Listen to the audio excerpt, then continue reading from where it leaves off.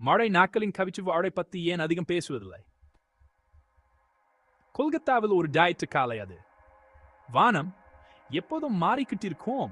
சாம்பல் நங்களின் கேன்வாஸாக மழை பொழிக்கு தயாராய் கொண்டிருந்தது.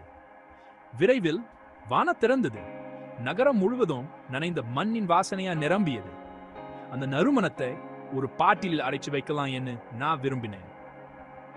நான் ஒரு புத்தகத்தோடு கூடு கட்டியிருந்த போது என் ஜன்னல்ல படபடக்கும் மழையின் சத்தம் என் இதய துடிப்ப பிரதிபலித்தது.